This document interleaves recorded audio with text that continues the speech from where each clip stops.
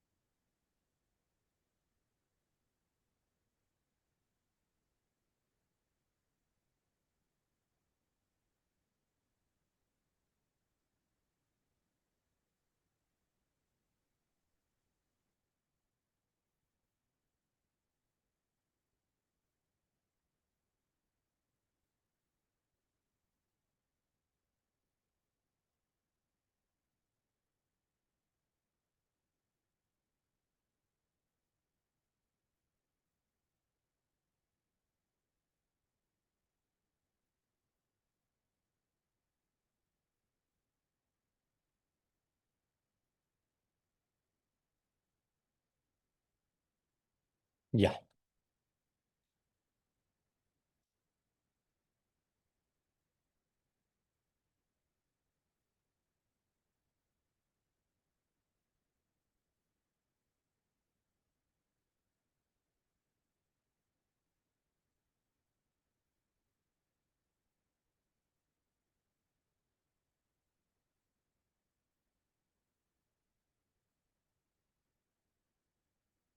Can you see my screen?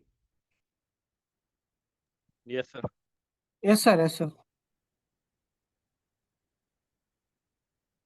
Hello.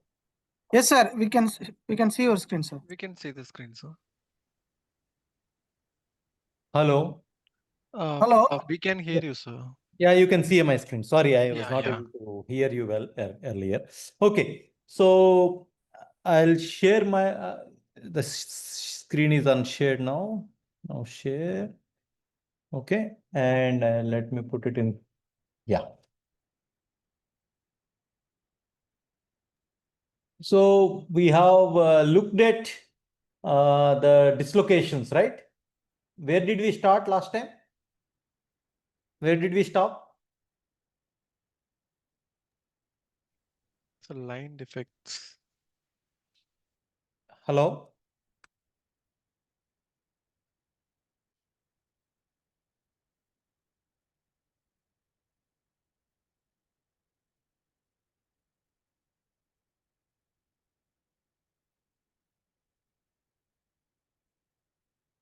I'm not able to hear you, whatever you are saying.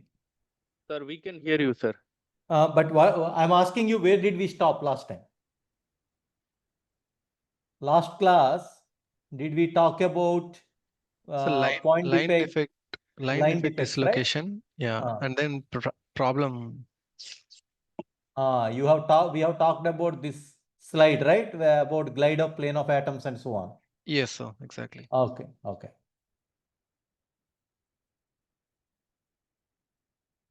So here we have discussed about the dislocation motion.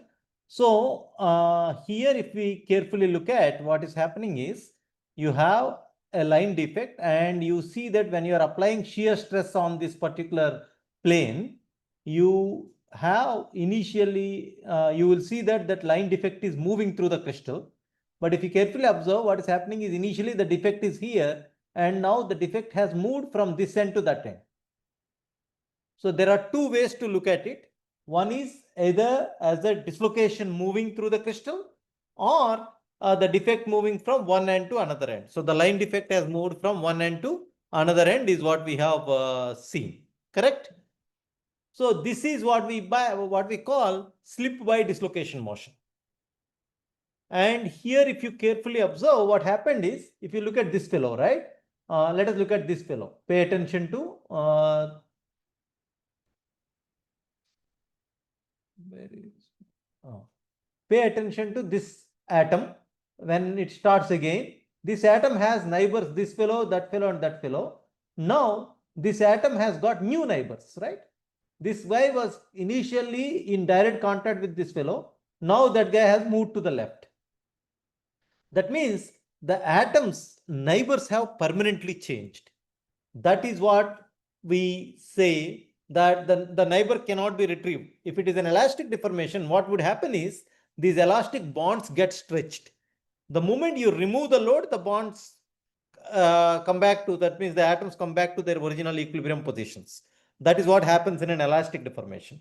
Whereas in a plastic deformation, the bonds get stretched, but they also get broken and recreated. And the recreated bonds will change the neighbors of these atoms permanently.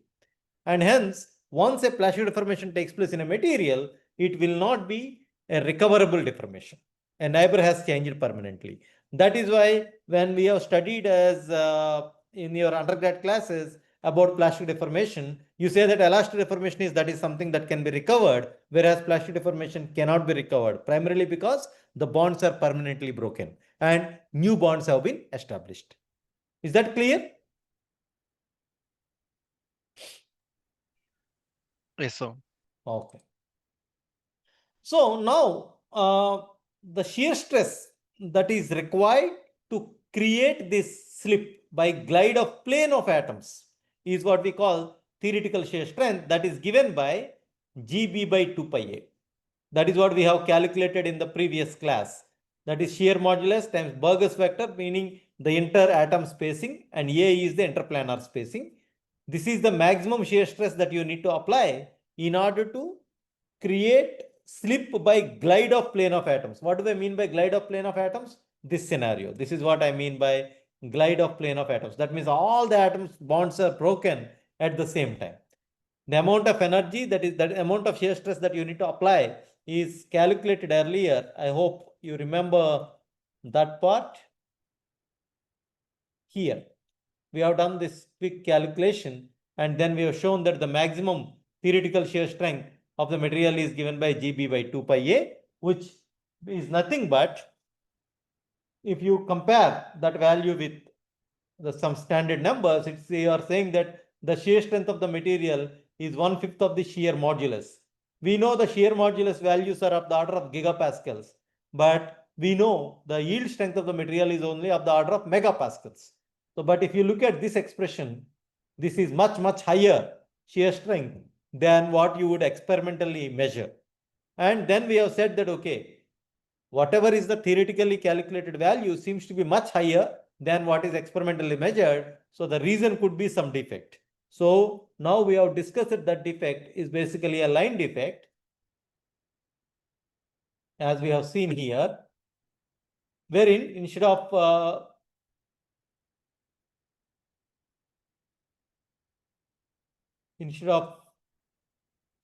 doing the slip by this, the theoretical calculation is based on this. An entire line of these atom bonds are broken simultaneously and recreated simultaneously.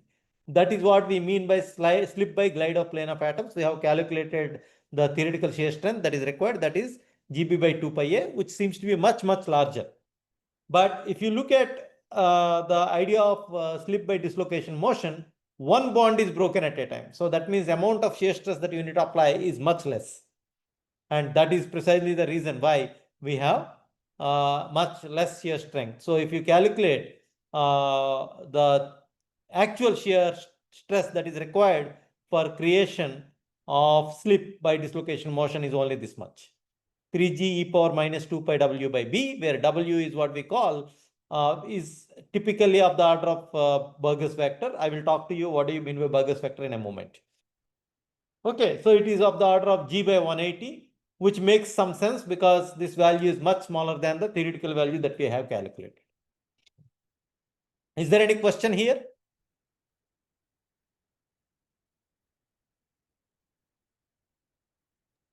So can you explain the again that one after another atom moving at a stretch, complete plane is moving? So if you look at this, keep looking at this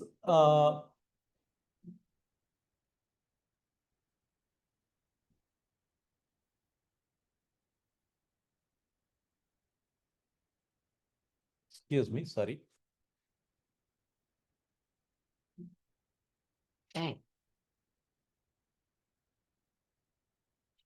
if you look at this video, okay, carefully observe. When I say glide of plane of atoms means, imagine the example that I've told you about the carpet, right?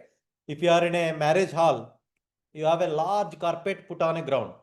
Then if you have to pull it from one place to another place while it is already put on the ground, then you need to have a large army of people, because a huge carpet you need to pull with a very large energy, large effort that you need to put in. That is what I mean by that. That is basically breaking the bonds. This entire thing is moved simultaneously. So if you look at this fellow, you can see that all the atoms are broken simultaneously. It is very similar to pulling the entire carpet, right? As opposed to, if you look at this video, this is very similar to taking that carpet, instead of pulling the entire carpet at once, create a small hump and move the hump. That is much less, that requires much less effort. In the last class we have discussed. That means you are creating a defect here and moving the defect along the entire length of the carpet. That requires much less load. That means one person can do, or two persons can do, rather than having an army of 20 people. So that is what I mean by this thing. One bond is broken at a time. Is that clear? Yes, sir. Thanks for explaining again. Yeah. So if you calculate one bond broken at a time, this is the stress that we call Paul-Nabarro stress that is required for creation of slip by dislocation motion, which is given by 3G. G is the shear modulus, e power minus 2 pi W by B, where W is what we call dislocation core width. Okay, this can be, for simplification, we can assume W to be of the same order of magnitude as Burgers vector B, right? And then you say that, then if you calculate, then that will be equal to close to G by 180. Whereas earlier we calculated to be G by 5, right? Then it's about 2 orders of magnitude different, and which is very close to what is an experimental value would compute. So this explains why your actual shear strength is much less than the theoretical shear strength. So this is a video that actually demonstrates the motion of a dislocation idealized as a caterpillar motion. If you look at carefully, I will play the video. If you look at this video, you will see that the caterpillar will create a hump at the back and slowly moves the hump rather than the entire guy sliding past over this bark. Okay, let me play this video. See, it has created a hump at the end and then it is moving forward. Every time it has to move forward, it is creating a hump, and that hump is moving forward. This dislocation is moving forward. And as a result, the caterpillar is making a forward motion. Okay, so it is very similar to the rug example that I have said, carpeted rug with a fold. If you create a fold and walk over the fold, you can actually move. You can make the slip much easier than pulling the entire carpet. And this dislocation is what we call line defect. Is that clear? Any questions here?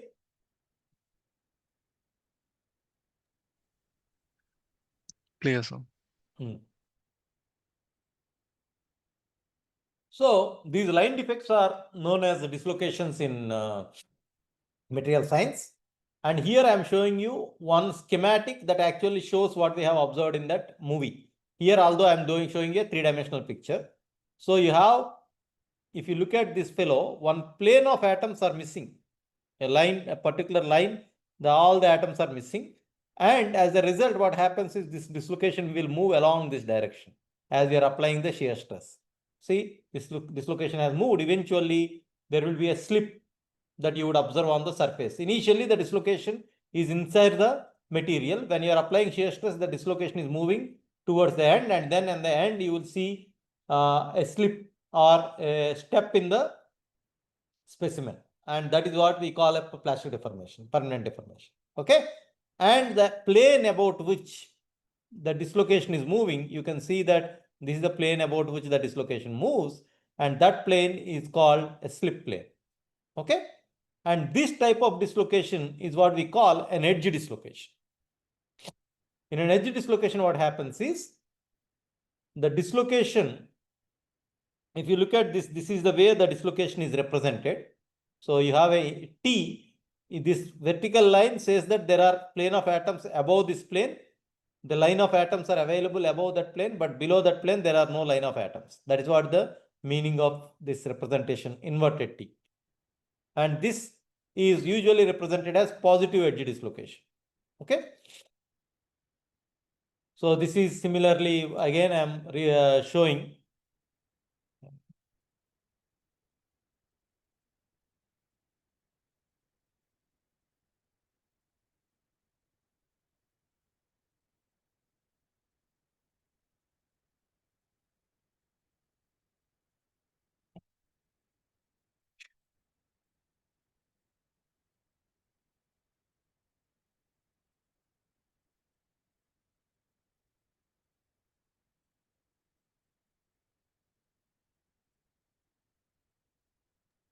Sir, one curious question, Yeah. sir.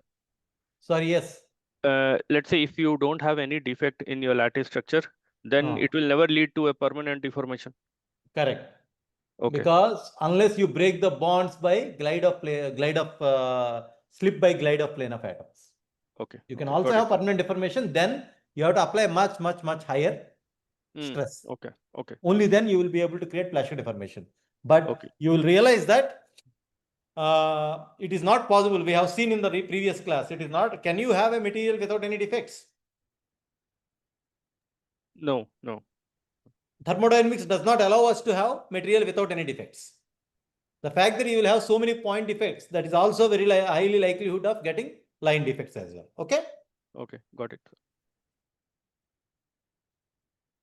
So here, if you look at this, here you can, are you able to see my Yeah, pointer? pointer. Yeah, yes, sir. Yeah. So here you have a caterpillar motion. Here it has created a defect and then it is moving the defect. You can see that, right?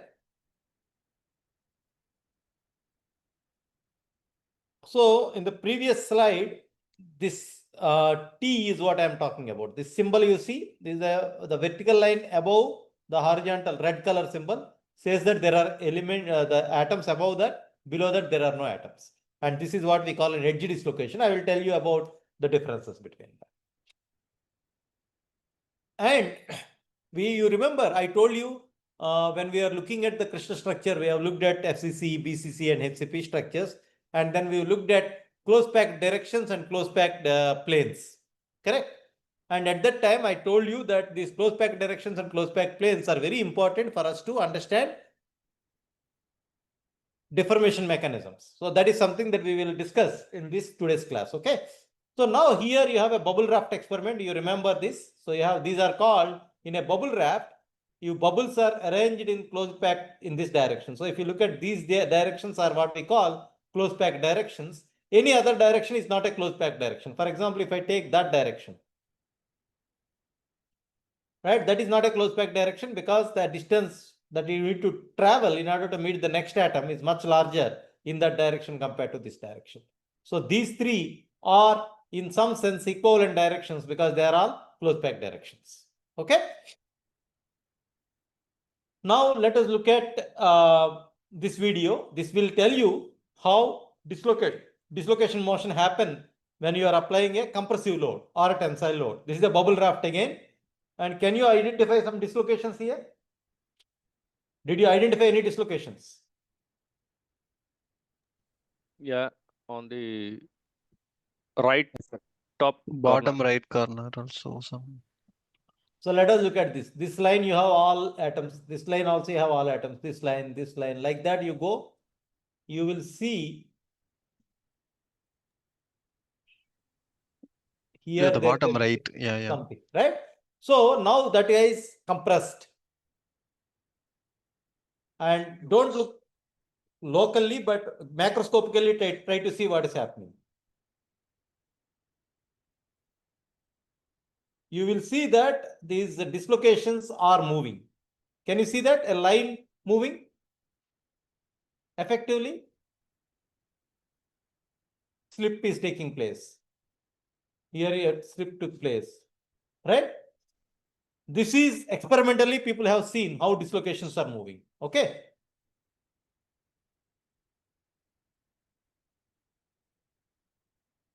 This is a figure wherein you are applying a shear stress.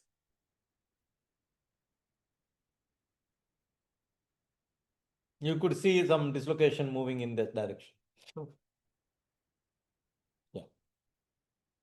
Macroscopically, don't pay local attention. Try to see macroscopically. You will see some slip taking place in the crystal.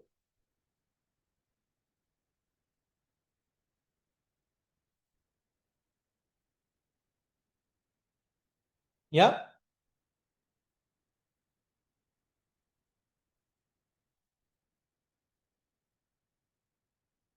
Okay. Next. Now, let me introduce you to two types of dislocations. So these defects, line defects, can be in any way. The one of the first kind of defect is what we call an edge dislocation, wherein this is your dislocation line. That means these are below this plane, there are no atoms. Above that plane, there are atoms. That is what you mean by dislocation. And this is what I call my dislocation line. When I'm applying shear stress, the dislocation moves in that direction. If the applied shear stress and the direction of the dislocation are in the same direction, then that is called an edge dislocation. Or in other words, if the dislocation line is perpendicular to the direction of the dislocation motion, so this is a dislocation motion and dislocation line is perpendicular to that, that is my dislocation line, then that is called an edge dislocation. Then you have a screw dislocation in which you see that there is a dislocation in that direction, line is in that direction, and dislocation motion, when applying shear stress, the dislocation motion is in this direction. In the end, both of them have same slip. However, in the screw dislocation, the dislocation moves in this direction. That means to the applied shear stress direction, dislocation moves perpendicularly. Okay, and the dislocation line is that, and the dislocation line is also moving in that direction, right? Then such a dislocation is called screw dislocation. I'm sure it is not very clear to you. Now imagine what happens. If you want to understand screw dislocation geometrically, the best way to understand is when you actually go in a parking lot. In a parking lot, you enter, right? You make a turn. When you make a turn, what happens? Will you be at the same position or you would have moved to the next floor? We will go up one floor. You would have moved exactly one floor up, right? That is the displacement that you have obtained by moving along that direction. So that means in this case, the dislocation line is axis of that parking lot and your motion is effective displacement is taking place in which direction?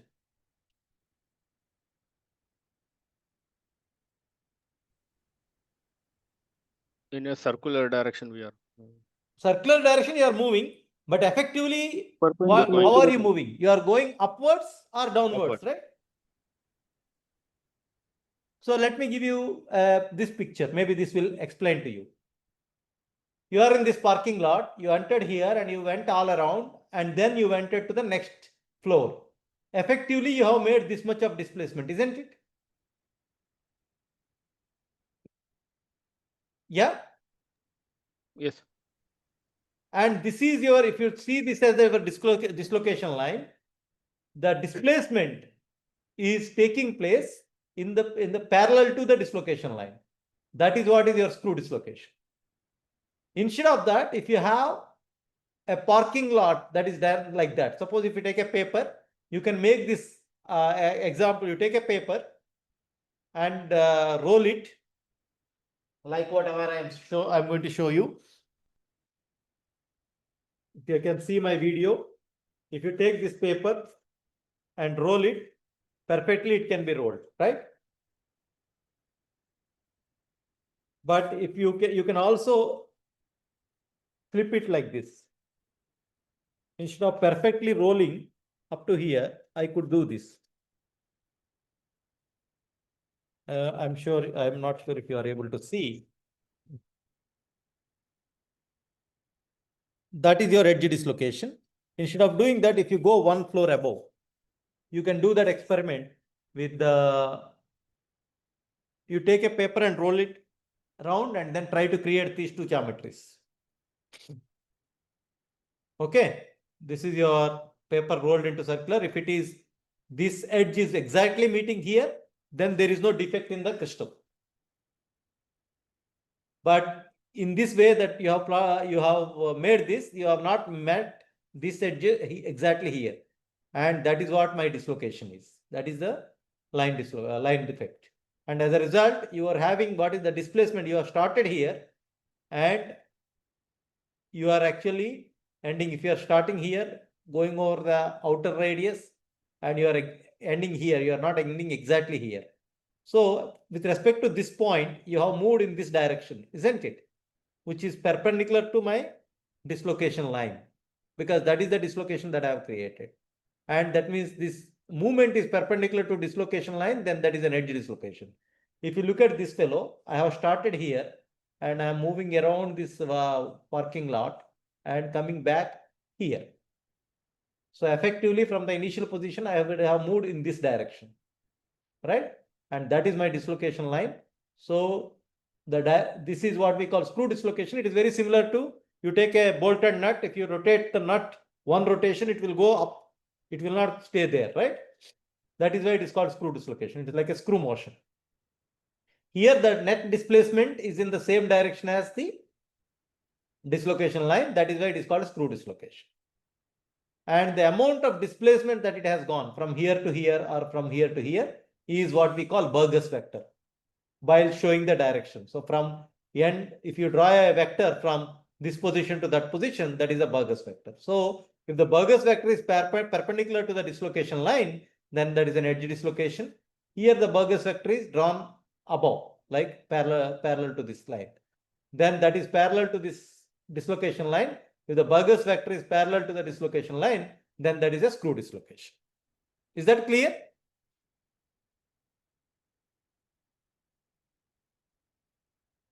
Any questions there?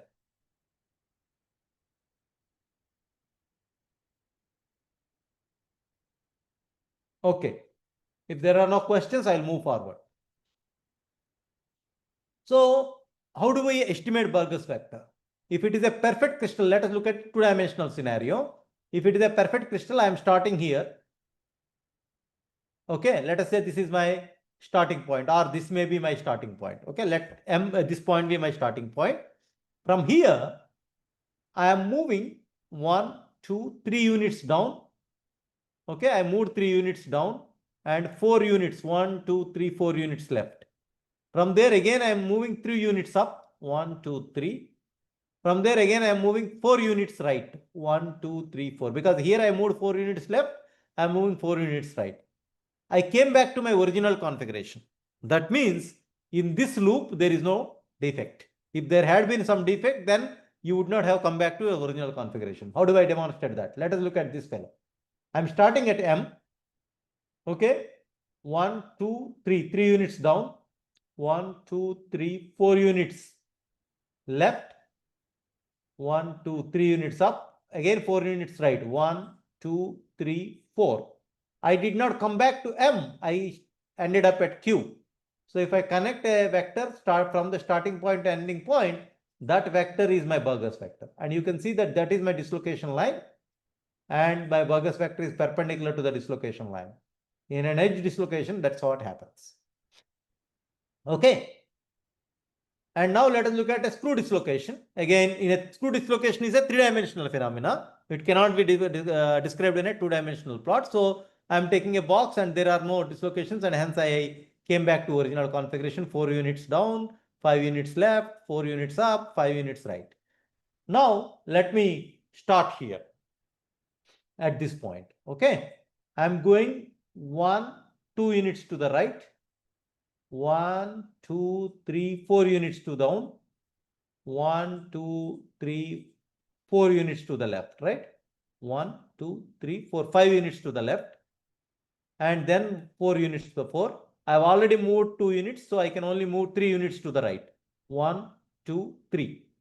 I have moved 3 units to the right. So I have stopped here. So now if you draw the starting point, ending point, a line, then that is the line that you have. And that is my Burgers vector. Now you can see that the Burgers vector is parallel to the dislocation line because this is where you have dislocation. So the screw dislocation is represented by a edge dislocation is represented like that. Screw dislocation is represented by a circular arrow like this. Okay.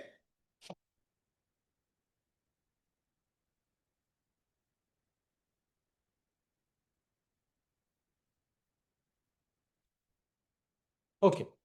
Now, even if you don't understand the complete details about the screw dislocation, don't worry.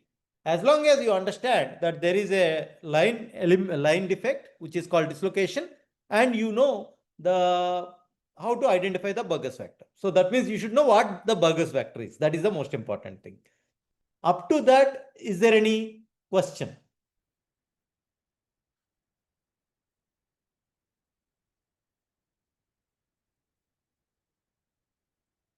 Is there any question up to whatever we have just now discussed? If there are no questions, then I will move on. Yes, sir, we are clear. Yeah. Okay. Now, let us look at the characteristics of dislocations. So, what are the characteristics of dislocations? Let us look at this picture here. So, here what you have is a dislocation line, energy dislocation. And the fact that you have no atoms here, imagine there being some atoms here, right? Or, excuse me. Excuse me.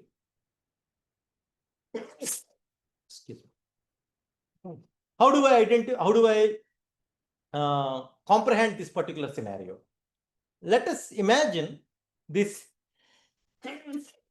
extra plane of atoms. That is what is defined by these dislocations. Let us say this is not there. Then the atom will be, the crystal would have been in equilibrium. Imagine now I am introducing an extra plane of atoms. The fact that I have introduced an extra plane of atoms, what happens then? Because I have introduced an extra plane of atoms, the surrounding atoms will feel a sense of compression because this new plane of atom is pushing the surrounding atoms, isn't it? So that is why you will feel a state of compression. At the bottom, because these top atoms are trying to come closer to this fellow because of the atom attraction, the bottom ones are not having anything to bond with. And as a result, they will relax. They will feel a sense of tension. Or in other words, the way that you can see the tension is, imagine there was a line of atoms here. Imagine you have now removed the line of atoms. Now these atoms are not bound by another atom that is sitting there. So that means they are now free, they are free in the sense that they need not make any bond, and as a result, they will feel a sense of tension. So the presence of a dislocation in a crystal creates some sort of a stress field above the, let us say this is the slip plane. Above the slip plane, if you have a positive edge dislocation, above the slip plane, you have a local state of compression. Below the slip plane, you will have a local state of tension. Okay. And you may have, at any other orientation, you may have some shear actually also acting. So the tensile, compressive and shear lattice strains exist for edge dislocations. Whereas in the case of screw dislocations, you will not see tension and compression, you will only see shear stresses. All right. Now imagine what happens when dislocations start interacting with each other. When the dislocations start interacting with each other, let us see this scenario. You have a positive edge dislocation, you have a negative edge dislocation. What is the meaning of that? The meaning of that is the following. Here, if you see this picture, this is a positive edge dislocation, this is a negative edge dislocation. Correct? So what is happening? The positive edge dislocation, let us imagine this positive edge dislocation is moving this way. When it comes here, what happens? imagine this guy moving here. Then what happens?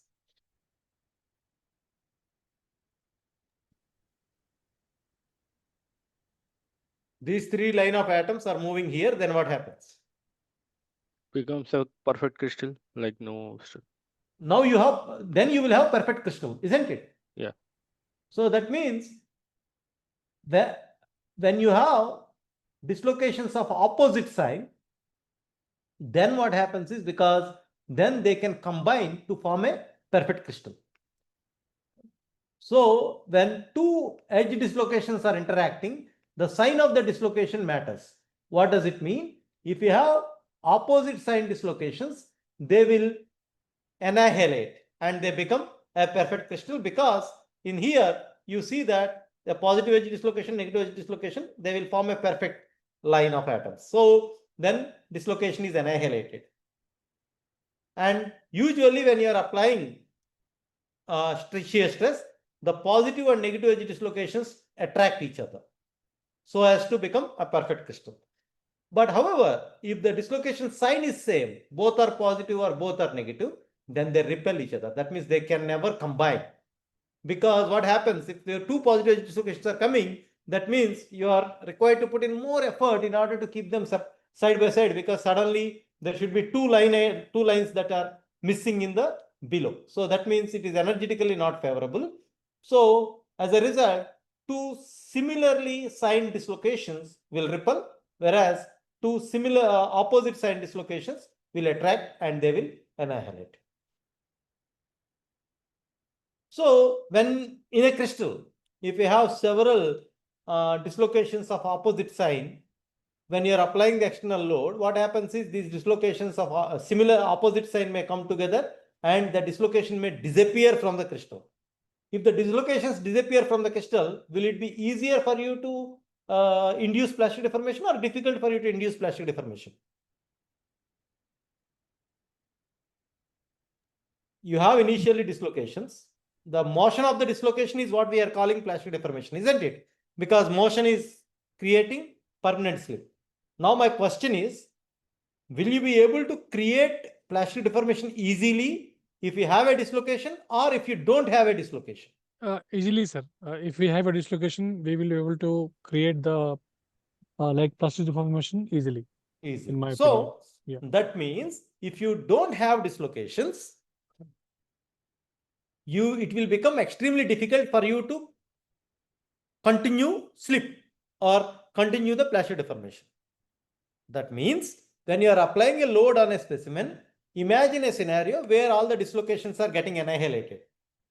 Then what should happen? In order to create further plastic deformation, you need to apply more stress, isn't it? Because you don't have any dislocations anymore. Do you agree? Yes, sir. Similarly, what is plastic deformation? Plastic deformation is nothing but dislocation motion, isn't it? All of you agree with me that plastic Yeah. deformation is nothing but dislocation motion? Yes, sir. Yes, sir. Sure. Good. Now, look at this scenario. In this scenario, you have a positive edge dislocation and positive edge dislocation.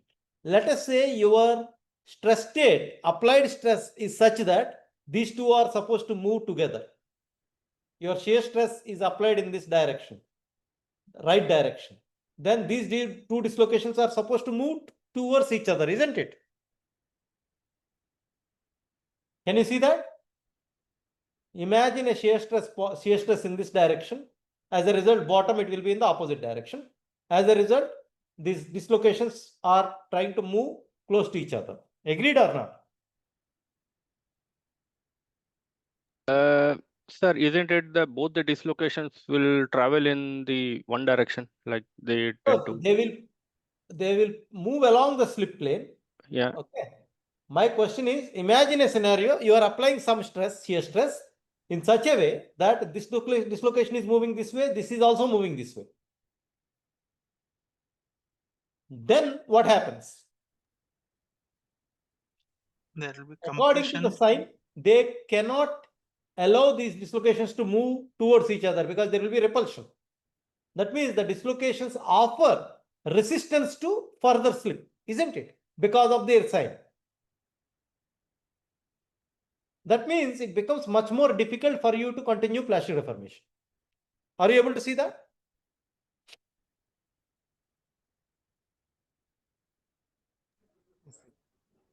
You somehow created a shear stress such that this part is moving in this way, this part is also moving in this way.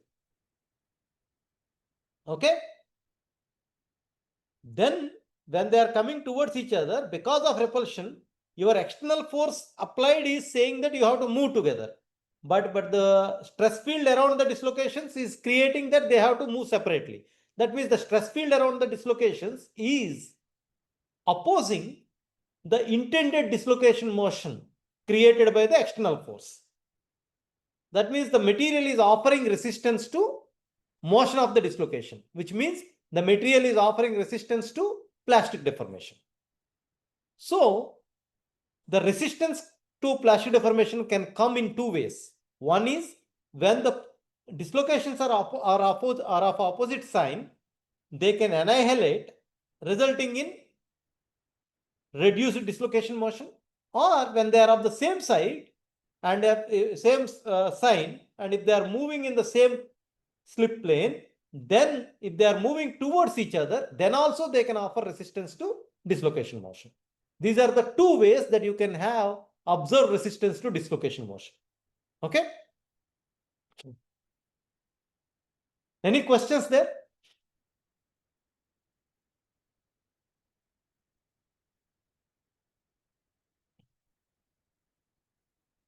All right. Now, let us go back to what we have learned earlier.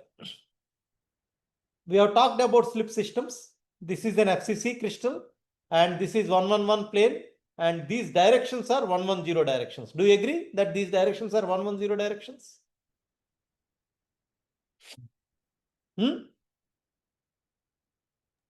Yes, sir. Yes, sir. And in Sure. FCC, this is the most densely packed plane. In that most densely packed plane, 110 is the most densely packed direction. You can see that. It is the 110 plane, and in that 110 is the most densely packed direction. Any other direction, then let us say I am taking this direction. That is not as densely packed as this direction. Okay. So now the hypothesis is the following.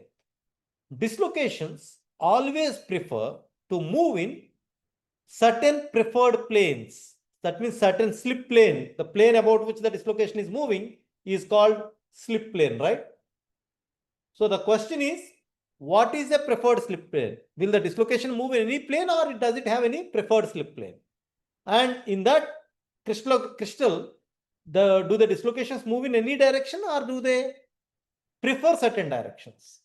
It turns out that the dislocations prefer to move in specific planes in specific directions.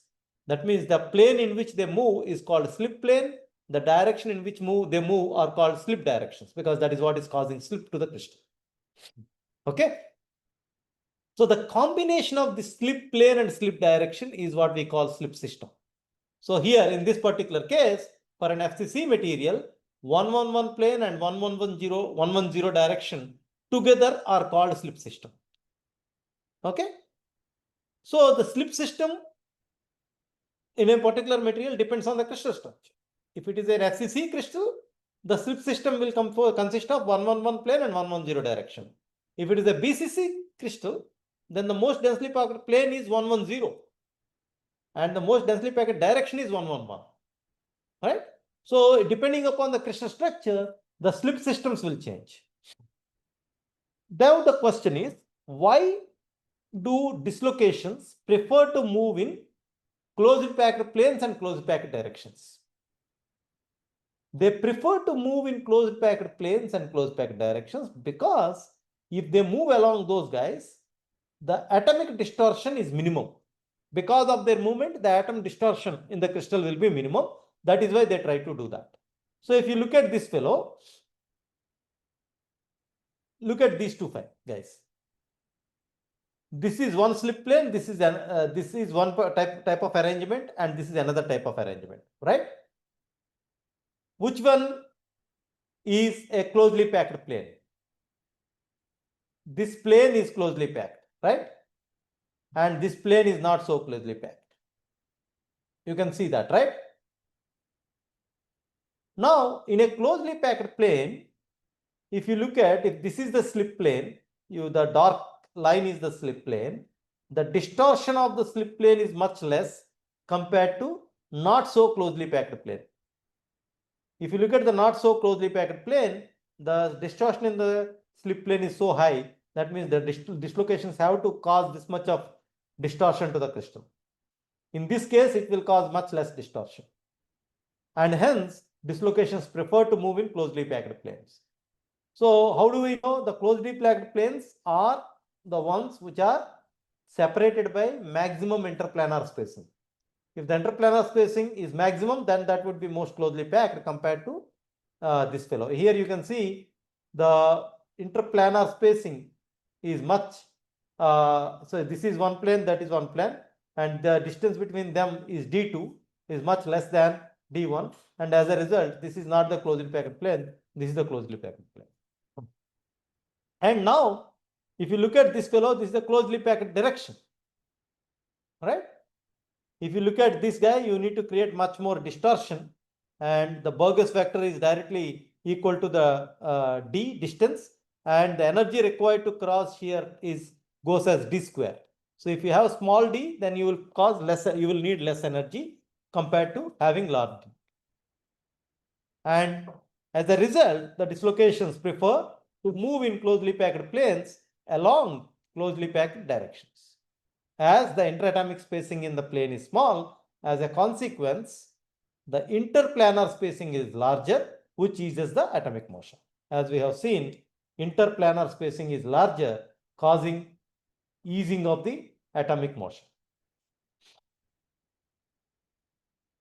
So, what are the slip systems? The preferred planes and preferred directions are called slip systems. If you have a face-centered cubic lattice for metals such as copper, aluminum, nickel, gold, and steel, you have 111 plane, most densely packed plane, and most densely packed direction. If the more densely packed means the interplanar spacing is larger. The planar density in FCC is much larger than BCC, and hence interplanar spacing in FCC will be larger. And as a result, the distortion to the crystal will be less. And you have 111 plane, and each 111 plane, how many such 111 planes will be there in an FCC crystal? If I say 111 plane, if you look at the picture, you can create such 111 planes using each of these four corner points, right? And each one has 3 directions. So total you have 12 slip systems corresponding to each one of them. So FCC has 12 slip systems. BCC have primary, this is what we call primary slip system, 110 and 111. There are 12 such primary slip systems are there. Whereas BCC also has secondary slip systems. That means they are not as densely packed as this, but sometimes these are also get activated. Whereas FCC will always prefer to deform in this particular direction because this is very highly densely packed compared to. So the difference in packing density in 110 and 211 is not much. That is why these also get activated sometimes. In FCC, you have total 12 slip systems. In BCC, the primary slip systems are 12, but total there are 48. In HCP, you have primary slip systems are 3. That is basal plane, 0001 plane, and 112/0 direction. There are only 3 primary slip systems, but there are also 9 secondary slip systems, total 12. You will see which system has highest number of slip systems, which crystal structure has highest number of slip systems. BCC has highest number of slip systems. Because it has more number of slip systems, naturally what we would think is that this should be much easier to plastically deform because there are more possibilities for dislocations to move along. But it turns out that FCC is more ductile. That means it is much easier to plastically deform an FCC material compared to BCC material. The reason for that is, although there are total 48 slip systems, the planar densities of these slip planes in BCC are much, much less compared to the planar density of FCC. And as a result, FCC crystal structure will have much more ductility. That means it is easy to plastically deform compared to a BCC material. Okay, that is the reason why copper, aluminum, gold, all these things much easier to deform plastically compared to say iron, tungsten, molybdenum, and so on.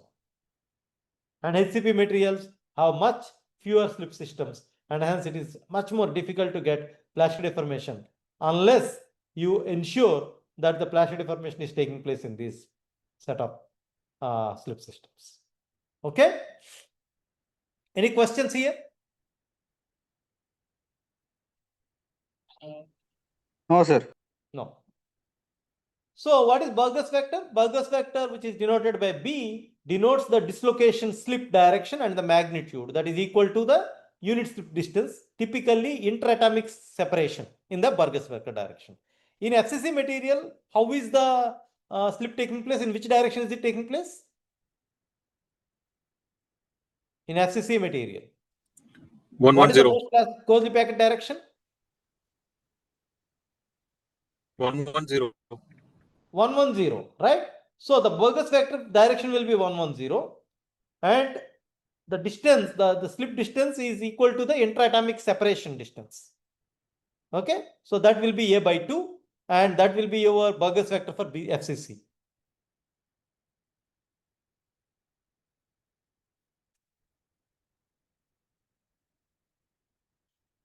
Okay.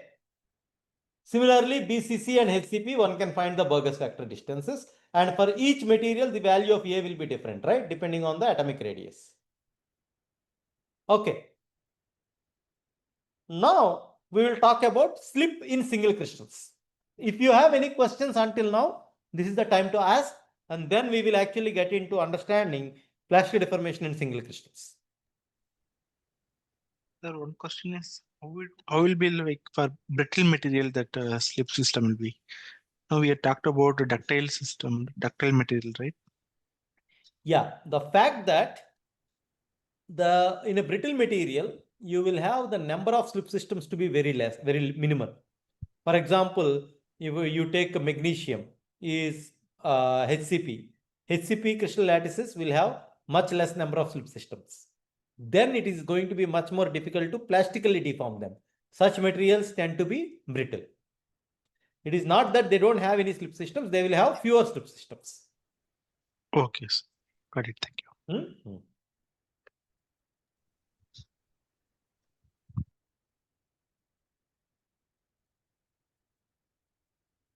Anything, any other question?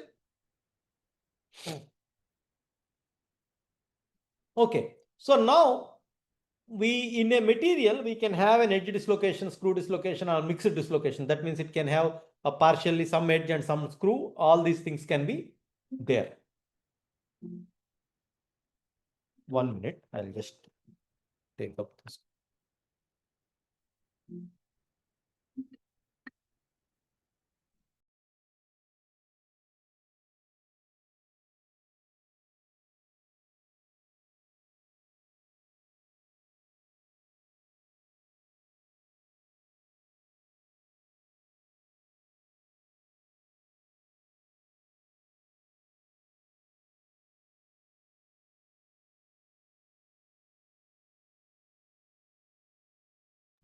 Sorry for that.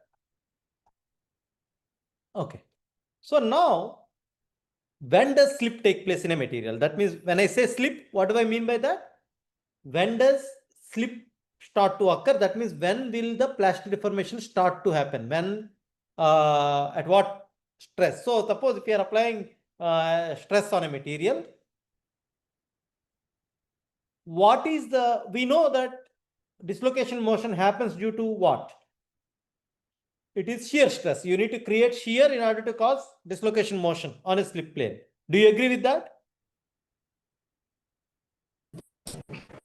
Yes, sir. Yes. So even if you apply an external stress to be tensile, shear, or compressive, there exists at least at some alignments to the applied shear stress direction something called a resolved shear stress. That means although you are applying normal stress, there will be planes oriented at certain angles to the applied stress direction. And if you resolve the stress in that direction, that shear stress is called resolved shear stress. Okay. So the resolved shear stress depends on the applied stress and orientation of the slip plane and slip direction on which you are actually resolving the shear stress. And in a material, slip occurs when this resolved shear stress reaches a critical value for that particular material. Let me make it a little bit more clear. Let us say this is a single crystal material, and I have a cylindrical specimen. I am applying an external force F. Okay. Now I am interested in a slip system. When I say slip system, I am talking about a slip plane, and in that plane some direction. Let us say the slip plane normal is oriented at an angle phi with respect to the applied force direction, and within that I have a slip direction, and that is making an angle lambda with respect to my applied force direction. Okay, so that is my slip plane, and I have applied a tensile force on this specimen whose cross-sectional area is A, where phi is the angle between the normal to the slip plane and the loading axis. This I am calling as loading axis. Lambda is the angle between slip direction and the loading axis. Okay. Now, if area A is the cross-sectional area of this cylindrical specimen, then A by cos phi will be the cross-sectional area of this slip plane that I am interested in. I would not yet call it as a slip plane. Let us imagine that this is the most favored slip plane. How do I say most favored? We will talk about. Let us assume, imagine that slip is going to take place on that plane, which is oriented at an angle phi to the loading axis, right? Then the area of this plane will be A by cos phi, if this area is A. Is that clear? Now, what is shear stress? Shear force by the area of the plane. So now if I am applying this tensile force, the component of that force in that particular plane, that direction, slip direction, which is in the plane, is F cos lambda. Because I am resolving the force F along the lambda direction, F cos lambda. Alright? Then what is my resolved shear stress? Resolved shear force divided by cross-sectional area of the plane on which I am calculating the shear stress. So resolved shear force is F cos lambda divided by area is A by cos phi. That I am calling it as resolved shear stress. Then that if you rearrange F by A cos phi cos lambda, I am calling force divided by normal cross-sectional area of the cylindrical specimen. I am calling it as sigma. That is what I am calling as tensile stress, applied tensile stress. So my resolved shear stress is applied normal stress times cos phi cos lambda, where phi is the angle between the slip plane normal to the applied loading axis, and lambda is the angle between slip direction and the loading axis. Is that clear? Any questions here? How you have to calculate resolved shear stress? Okay, so I imagine everyone understood what is the meaning of resolved shear stress. Now, when will slip occur? Smith came up with this law. What did he say? He said very simple thing. The value of tau r, that means the value of resolved shear stress at which slip occurs in a given material with specified dislocation density and purity is a constant known as resolved shear stress. That means for a given material, the slip occurs when the resolved shear stress on that particular slip system reaches a critical value. That critical value is what I am calling as critical resolved shear stress. When tau r is equal to tau CRSS, that is when slip occurs. Until then, it will only be elastic deformation. Only when tau r becomes equal to tau r CSS, tau CRSS, then slip onsets, plastic deformation onsets in a material, in a single crystal material. Is that clear? Yes, sir. Yeah. So now in a metallic single crystal, we have several slip systems. So for example, in an FCC, you have 12 slip systems. So depending upon the loading direction on those 12 slip systems, you may have different resolved shear stress. The tau r may be different on each one of those slip systems. Among all of them, there will be at least one of them will have maximum value. So that is the most probable slip system. So that means when you increase the load, the moment when you increase this sigma, the moment this value cos phi cos lambda continue for a particular slip system will be constant. When you increase this, then sigma cos phi cos lambda increases tau r. Whenever this tau r reaches your tau CRSS, that is when slip occurs on that particular slip system, meaning plastic deformation take place on that particular slip plane along that particular slip direction. And in general, P plus lambda is not equal to 0 and they need not be in the same plane. Okay, P and lambda can be in different planes. So the maximum value of tau r can be amongst all the slip systems that are there will be the maximum of sigma cos phi cos lambda max. So what we are saying is slip commences along most favorably oriented slip system when the resolved shear stress reaches a critical value called critical resolved shear stress. What do you call most favorably oriented slip system? The slip system that has maximum resolved shear stress is the most favorably oriented slip system. The orientation of the slip system comes from P and lambda.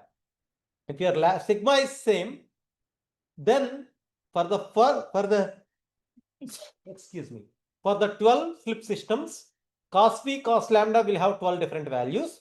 One of them will be maximum. So for whichever slip system cos phi cos lambda is maximum, that slip system is most favorably oriented slip system.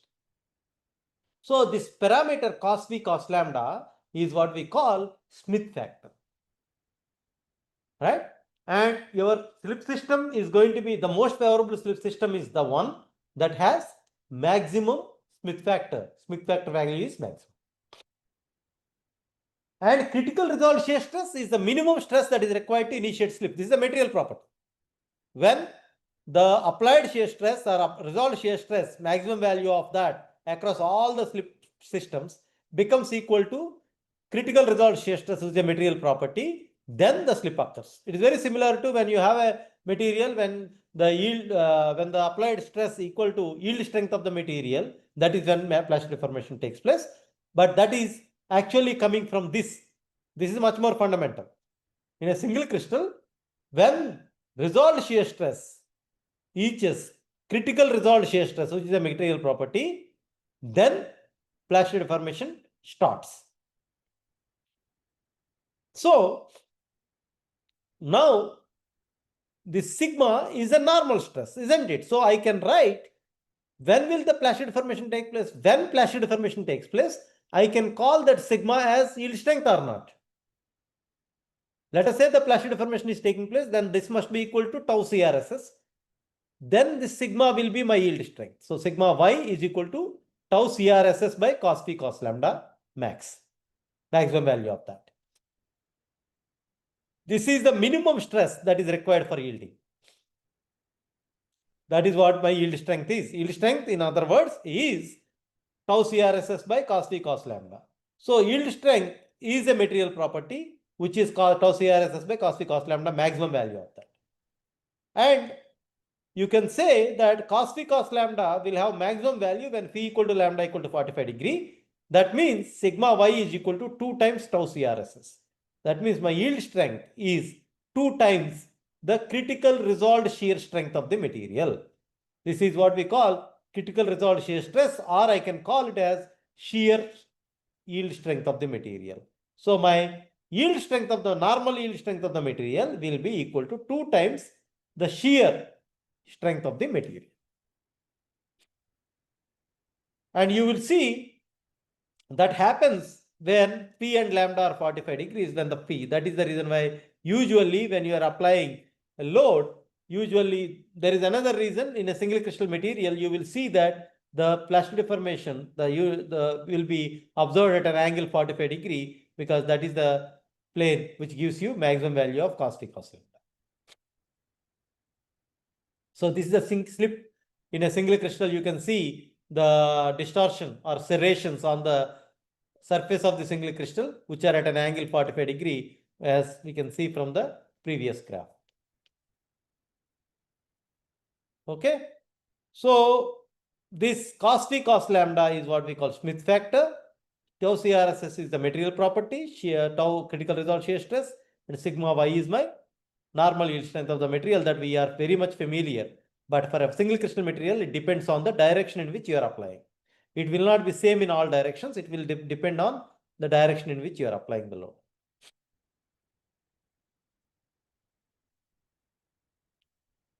Okay. Now we have learned mechanism of, now we will learn mechanism of slip in cubic single crystal materials. And we will next learn role of grain boundaries. We have now only single crystal material we have talked about. What happens in the case of a polycrystalline material? What happens to the dislocation motion? And then we will talk about some very important understanding of strength of nanocrystalline materials and different types of strengthening mechanisms. Okay.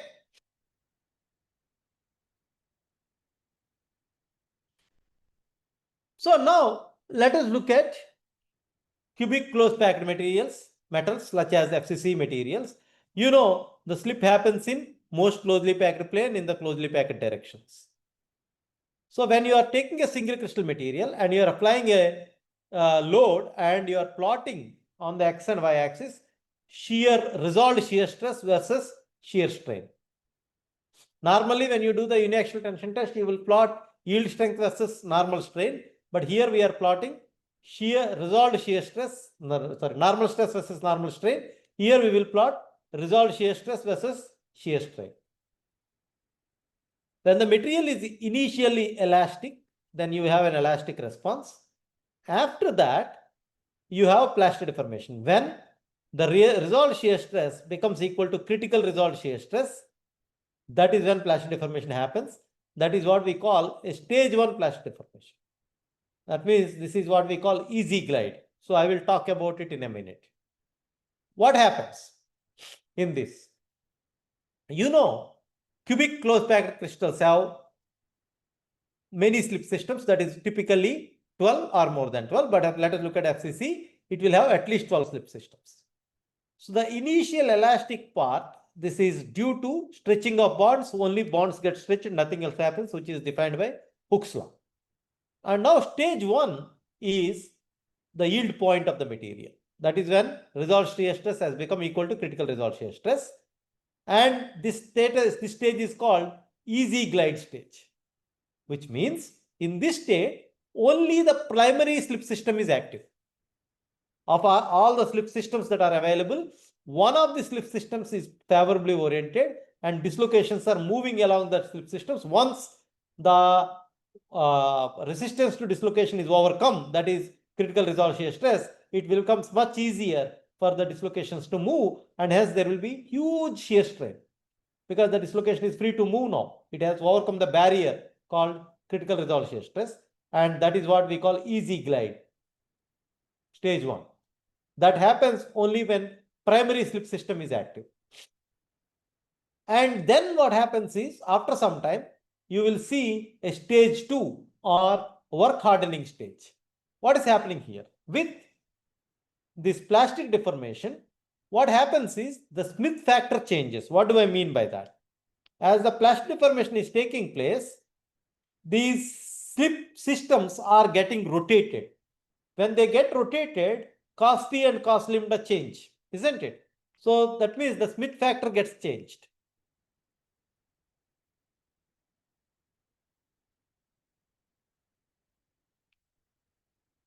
So with the deformation, slip factor changes, and hence the secondary slip systems become operative. Right? First slip system is active, but the secondary slip systems and other slip systems become operative within the crystal. And then what happens? You have different slip systems that have become active. The dislocations moving from one slip system to their dislocations are moving in one slip system, and there are some other dislocations moving in another slip system. And now these dislocations may start interacting with each other, meaning the dislocations may either annihilate or opposite sign dislocations may start interacting with each other. Similar same size dislocations start interacting with each other. When the same size dislocations start interacting with each other, what do? They repel each other. That means they will offer resistance to dislocation motion. And that is the reason why you see an increased resistance. Here there was no resistance, easily slipping happening, easy glide, easy slip. But then suddenly after the secondary slip systems get active, the new dislocations start moving in all other directions and random directions, and which increases the probability of these dislocations coming in interaction with other dislocations, or even in the primary slip system, there are more dislocations generated and they talk to each other. So that means imagine a scenario where let us imagine this particular scenario. This is what we call a forest dislocation. Imagine you are in a forest full of trees. Okay. Now you are given a very long bamboo stick, and the forest is full of trees, dense forest. There are so many trees, and you are holding the bamboo stick horizontally, not vertically, and holding the bamboo stick horizontally at the center. You are running. What will happen?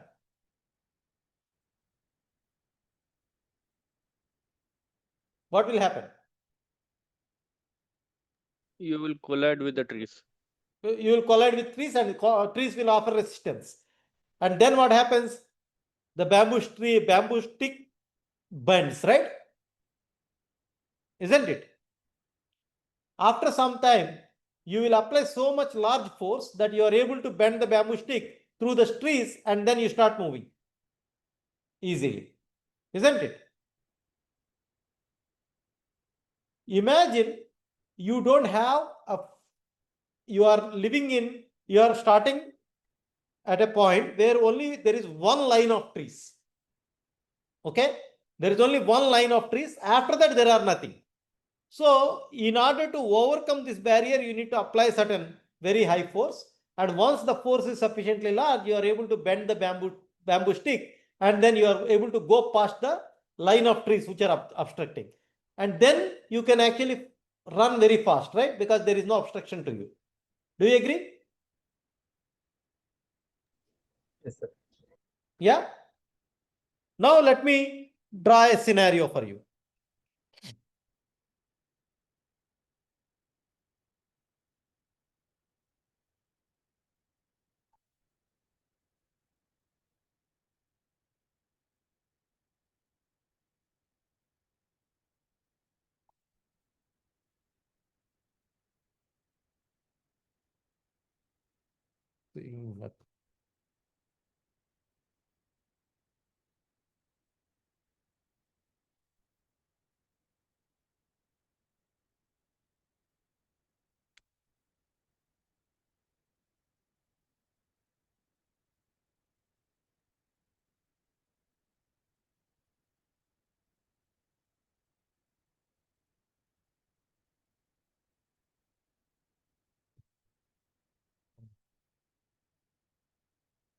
So let me have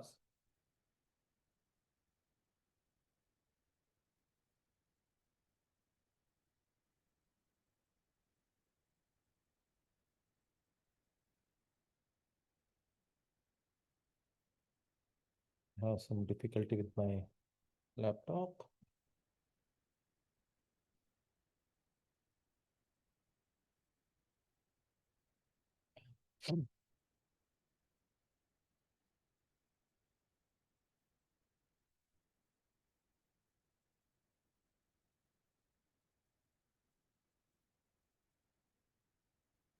So let me draw some scenario.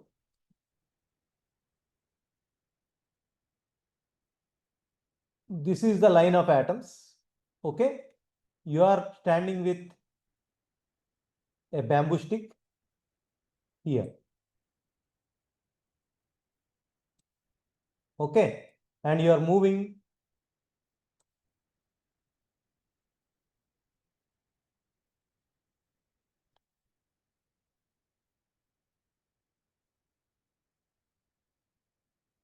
in that direction. Okay. Is that scenario clear to you? Yeah. Are you able to see my screen? No. No. Are you able to see screen? Sir. Yeah. Are you able to see the screen? Yes, sir. Yes, sir. Yeah. So now let us say this guy has broken the barrier and moved here. And then initially he will up to here, he will elastic, and then you will push. At some point it will reach this critical resolved shear stress, and then he will break open, and then he is happily moving. That is what this stage 1 is. Okay, he is happily moving. Now imagine a scenario while he is there, after some distance, there is another slip system.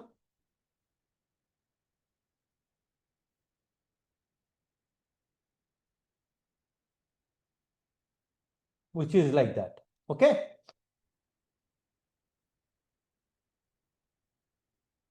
And this guy is trying to push this fellow.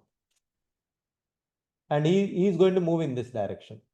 Now, let us say after some time, this guy has broken barrier. By the time this guy reaches here, is there a possibility that this guy can come and hit this fellow? Can you imagine that?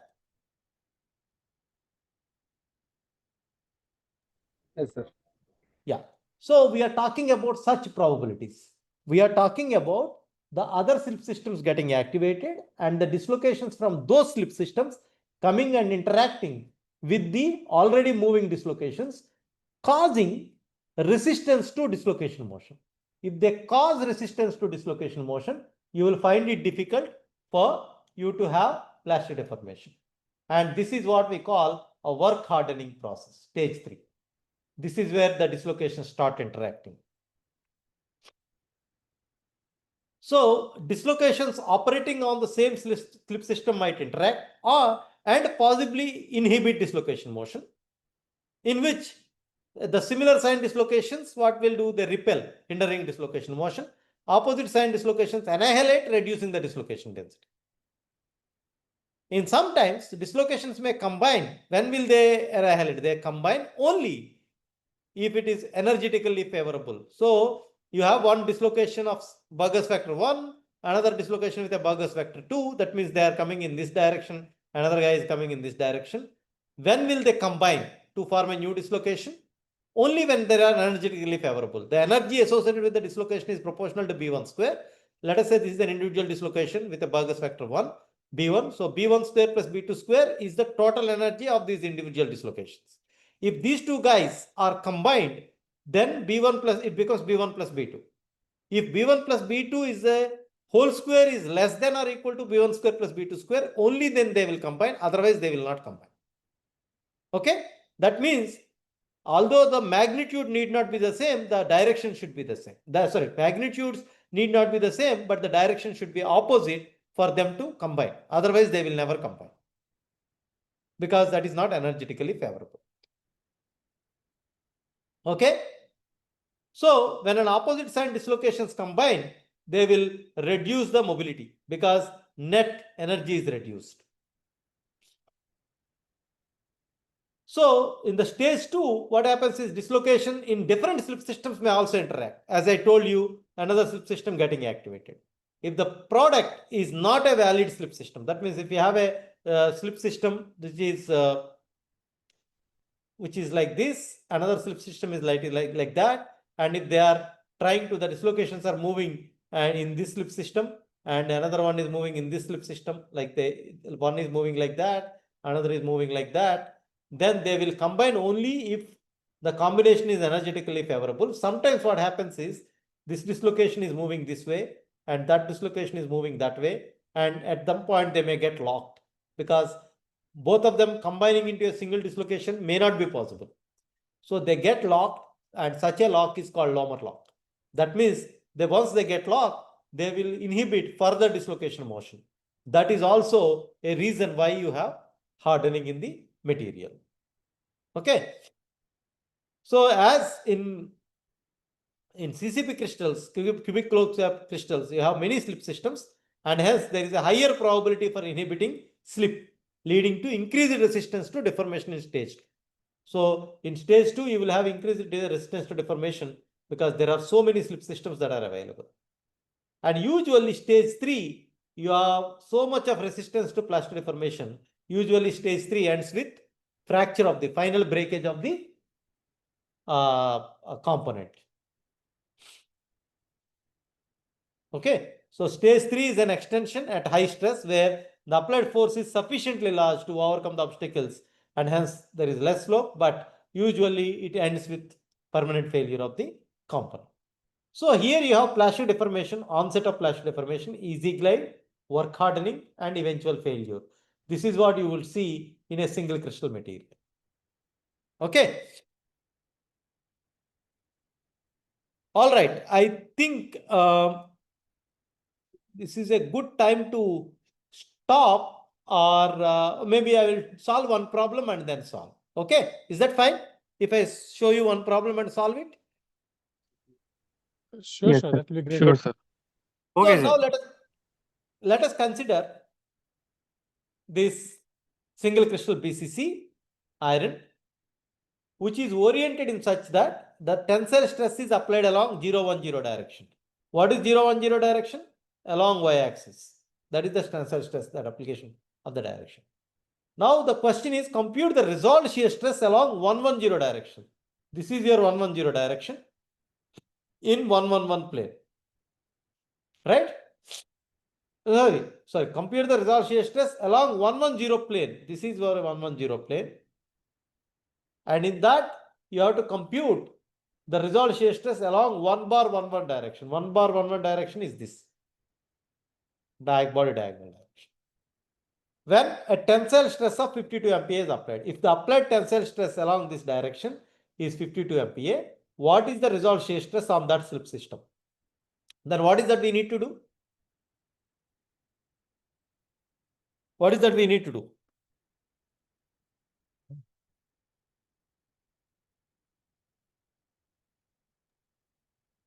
We have to resolve the forces in that direction, sir. Yes. So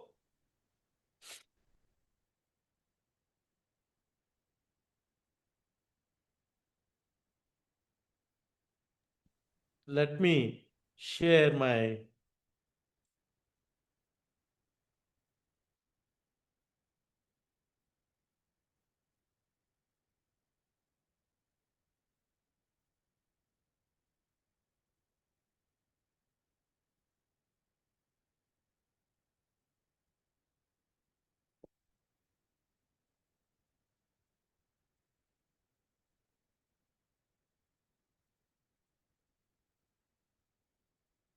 iPad so that I can write it down. It is easier to follow. Yeah.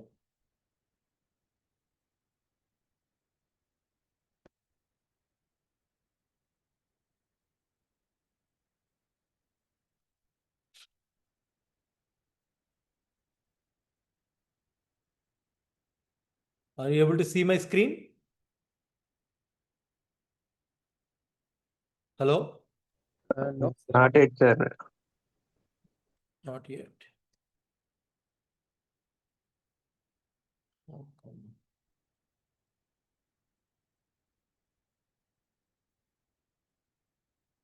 Ah. Now you should be able to see.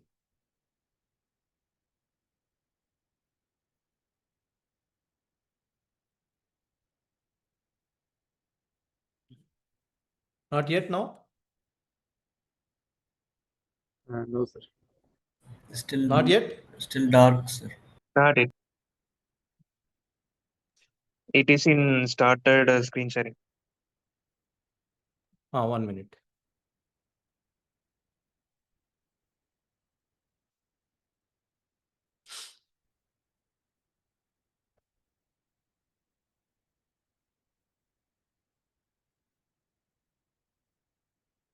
How about now? Loading, sir. Now it's coming? Still loading, sir. Not yet. Not yet, sir. No, sir.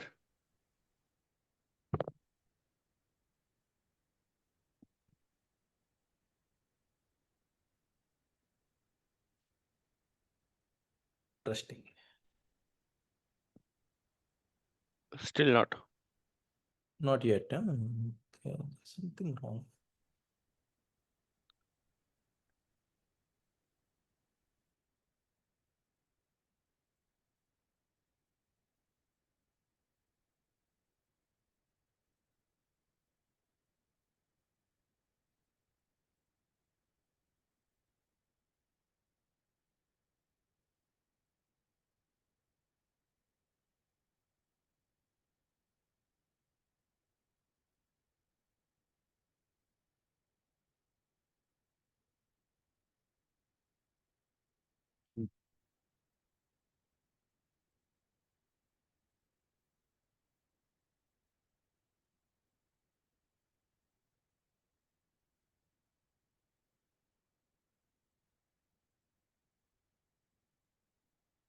Yeah. Now I hope you are able to see. Thank you. Yes. Correct? Yes, sir. Okay. So the question is, you have a single crystal material.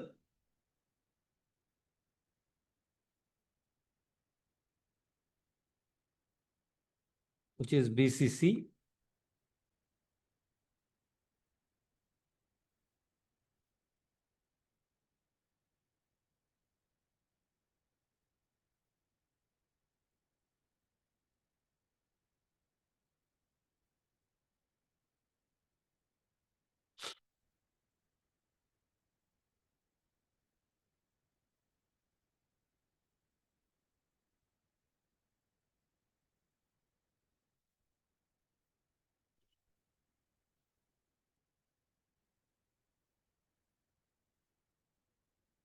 Now what we are talking about is a plane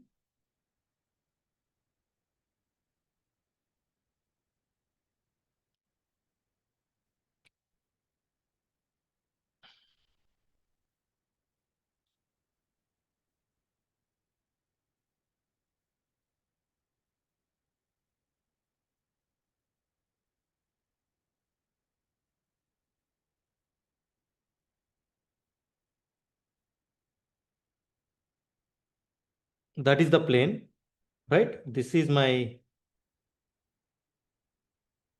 y-axis, that is my x-axis, and that is my z-axis. Can you see that? Yes, sir.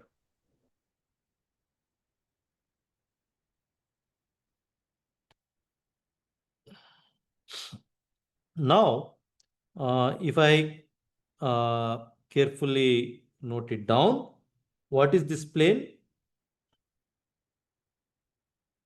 110 plane. Do you agree? This is 110 plane. In that, I am looking for a body diagonal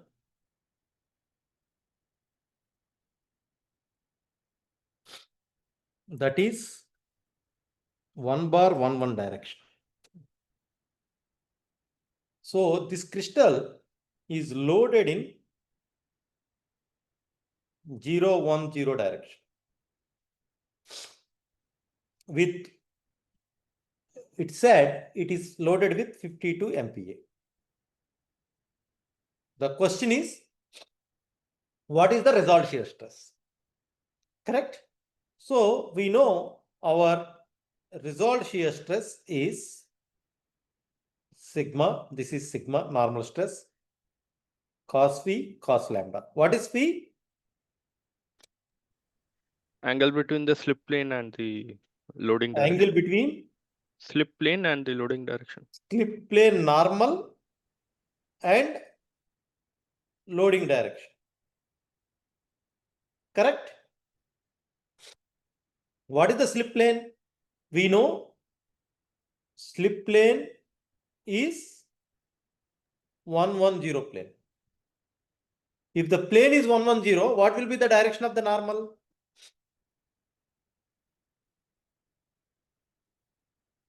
Because it is a cubic crystal, we have studied earlier in cubic crystals, the normal to the plane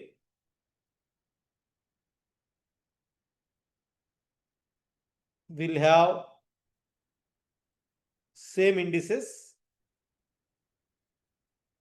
as the plane. So normal vector n is equal to 1, 1, 0. All of you agree?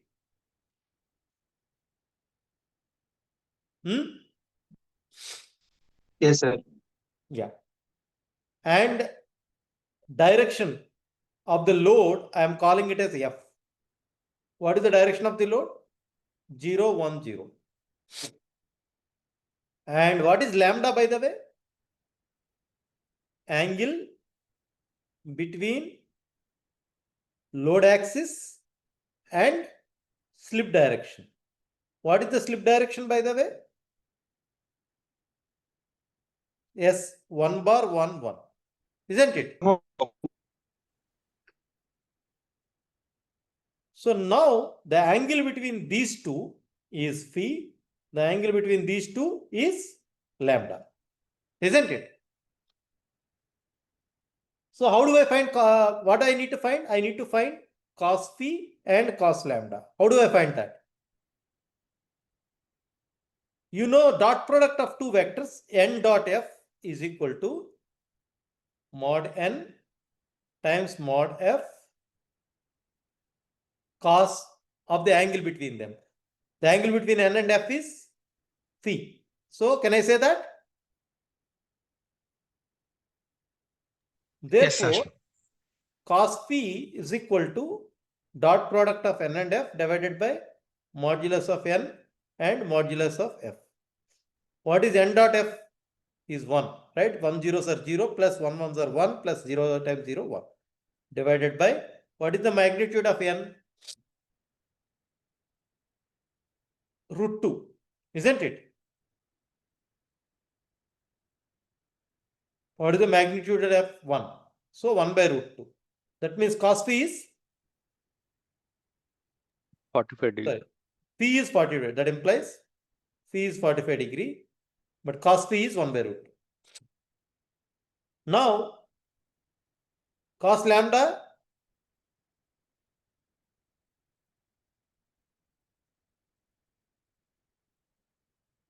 f dot s is equal to mod f mod s cos lambda. Therefore, cos lambda is equal to f dot s divided by mod f mod s. F dot s is how much? 0, that is also 1, divided by mod f is 1, mod s is root 3. Cos lambda is 1 by root 3. That means lambda is equal to some 54.7 degree. That is not important. Now, my resolved shear stress on the slip system. What is the slip system? How do I represent the slip system? 110 and 1 bar 1 1. Plane and normal. This is plane and this is normal. On that slip system, that is equal to sigma cos phi cos lambda. What is sigma? 52. 52 MPa. Cos phi is 1 by root 2. Cos lambda is 1 by root 3. So that is equal to 52 by root 6. How much is that?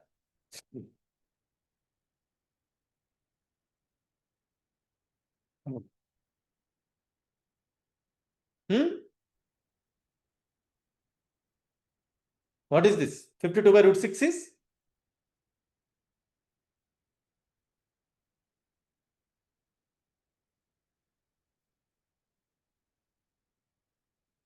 $21.222. 21.3 MPa. So So this is the resolved shear stress that is there. Now, the another question that he has said is, if the critical resolved shear stress on this slip system, tau CRSS on 100, sorry, not 100, 110, 1 bar 11, means on that slip system is 30 MPa. Given the resolved shear stress on that particular thing is 30 MPa. Then if I am applying 52 MPa along that 010 direction, will it yield or not? It will. It will. This is the critical resolved shear stress. For it to yield, the resolved shear stress on the plane should be equal to this, isn't it? Equal to. So yielding happens. This is tau CRSS. Occurs when tau R is equal to tau CRSS. If it is less than that, then it is only elastic deformation. There is no plastic deformation. So in this scenario, is yielding occurring? No, sir. Huh? No, sir. It will not happen. It is not happening. No. Yes. Now, suppose if you need to yield, you need to plastically deform the single crystal.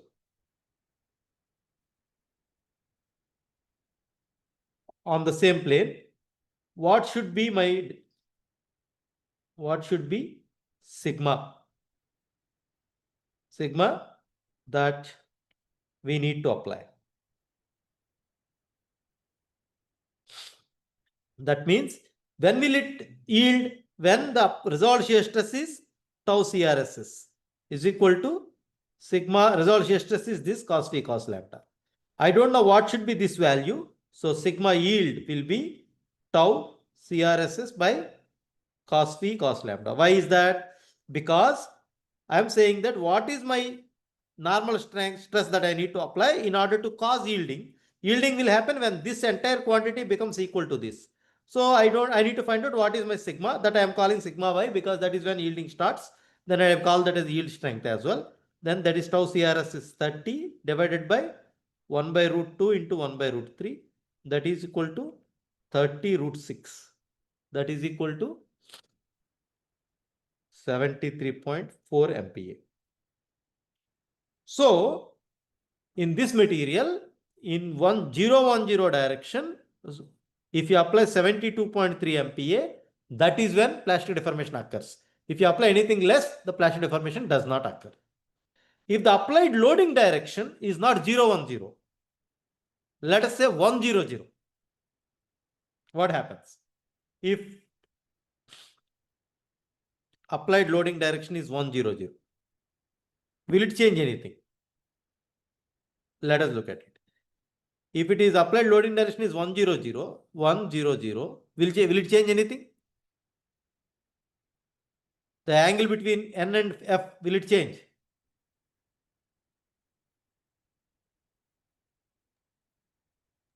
No, sir, it won't change. It won't change. How about angle between F and S?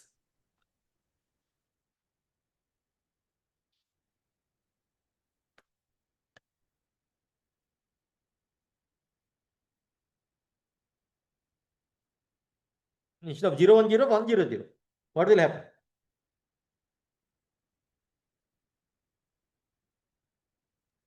think they are Minus family 1. of planes. So So what will happen? F dot S. it should remain the same. Let us look at F dot. What is cos lambda? Let us find out. S is what? 1 bar 1 1, right? So cos lambda is equal to F dot S divided by mod F times mod S. Correct? What is F dot S? Yeah. Minus 1. 1 1 or minus 1? -1. Sorry. S is 1 bar 1 1 or something else? Yeah, 1 bar 1 1. Yeah. minus 1, 0, 0, whatever, divided by root 3 only, Mod right? f That is is 1. And mod s is minus root 1 by root. Isn't it? Then what happens? Your result shear stress. Tau r becomes what?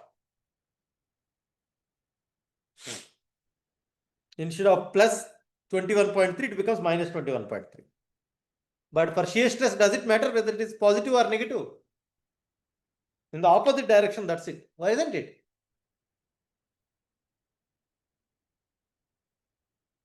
So it does not matter. You can have 21.3. So this will be minus 21.3. It actually does not matter.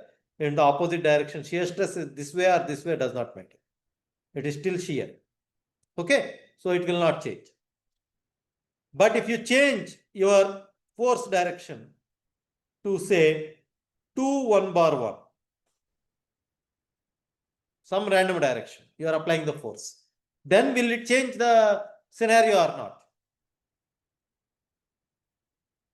So for phi, cos phi is equal to f dot n divided by mod f times mod n. What is f dot n? F is this, n is what? 110, isn't it? So 2 ones are 2 minus 1 plus 0 divided by mod f is 4 plus 1 plus 6 root 6 into root 2. So 1 by root 12. Isn't it? Cos phi is 1 by root 12. Cos lambda will be what? F dot n. So S will be what? S is 1 bar 1 1. That will be minus 2 minus 1 plus 1. That is F dot S is that divided by mod F is root x root 6, mod S is root 3. Right? Minus this gets cancelled, minus 2 by root 18 cos lambda. So then tau r is equal to sigma cos phi cos lambda, that is equal to minus sigma 2 sigma by root 12 into 18. So root 12 into 18 means 4 into 3 into 6 into 3, right? So 1 3 gets out. 6 into 4 is what? 3 into 1 4 will come out. 2 root 6, 6 root 6. So minus 2 sigma by 6 root 6, then 3 root 6. Sigma by 3 root 6 is what you will get. Right? So depending on the direction in which you are applying, your resolved shear stress on that plane changes, and that might cause or may not cause. Earlier you have, what was the sigma that you have calculated? 52 by root 6. Now it is 3 root 6. That means it has become 1/3 of that. That means if you are applying load in 2 bar 1 1 direction, the resolved shear stress will be 1/3 of this. It is going to be much smaller. Okay. So that is how you can calculate. So that means the direction of the application of the load decides whether there is going to be slip in a particular direction or not. That is why when you do a single crystal tensile test, depending on the direction of the load, you will measure different yield strengths of the material. We will discuss that about that in more detail in the next class. I will upload the slides today so that you can have access to reading the information. Okay. Thank you so much, sir. Yeah. Thank you, sir. Thank you, sir. Bye. Thank you, sir. Thank you, Professor.